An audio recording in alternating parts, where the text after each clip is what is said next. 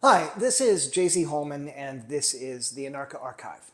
Today, we're going to ask who might have been the father of Anarcha's first child. Whoa, whoa, whoa, whoa, whoa, whoa, whoa, whoa, whoa. When J. Marion Sims was first called to Anarcha's case, it was to perform a forceps delivery of her first baby.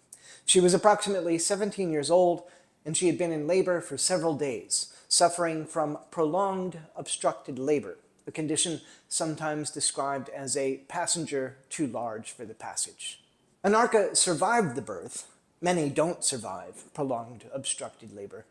And for the most part, interest in her life has focused on what came next, the fistula or hole that formed inside of her as a result of the obstructed labor and the later experiments that were performed on her.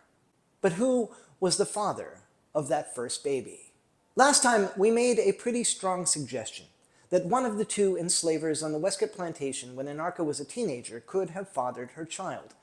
Many babies were born on the Westcott plantation between 1828 and 1841, and it wasn't uncommon for enslaved women to bear the children of their enslavers.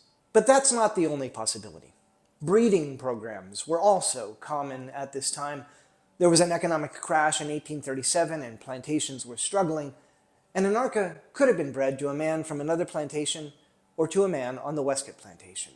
This is the Westcott Cemetery in Montgomery, Alabama. The Westcott home was just a short ways from here, over that way, and the cemetery is the site of the Westcott Meeting House, which was one of the origins of the First Methodist Church community in Montgomery, which we talked about in our last video. The Westcott family was buried in the Westcott Cemetery, but after the Civil War, when that part of Montgomery became a predominantly black community, the Westcotts had their relatives disinterred and moved to a different cemetery, Oakwood Cemetery in downtown Montgomery. There are only a couple of Westcotts left in the Westcott Cemetery, and it's unlikely that they are related to the original family. You can still see the remnants of the old meeting house.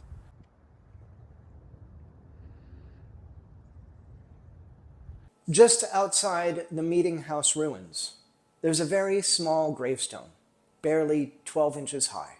Isaac Westcott died May 30, 1882. I found Isaac in the 1870 census. He still lived quite close to the Westcott family, and it would appear that he took their name after emancipation.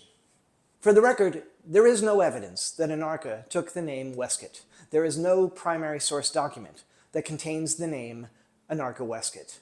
But it's not only that Isaac appeared in the 1870 census. He was in the 1841 Westcott documents as well. Like Anarcha, he was distributed to William R. Westcott, valued at $800. He was about 25 when Anarcha was 13. It's possible that 4 years later, Isaac fathered Anarcha's first child, but maybe it's not likely. I wasn't able to verify with 100% certainty who the father of Anarcha's first baby was. Regardless, Isaac is the only Westcott in the Westcott Cemetery today who is connected to those who first lived here. The area immediately around his grave, just outside the original walls of the Westcott Meeting House, is empty. It's very likely that there are other formerly enslaved persons buried here. The thing everyone wants to know is whether Anarcha's first baby lived. The Westcott family claims that the baby survived, but Sims' autobiography says only that the baby came away easily. So the answer to that question is that there isn't an answer to that question. Anarcha had severe, prolonged, obstructed labor. Even today, in cases of obstructed labor, the baby dies upwards of 90% of the time. So it's frustrating.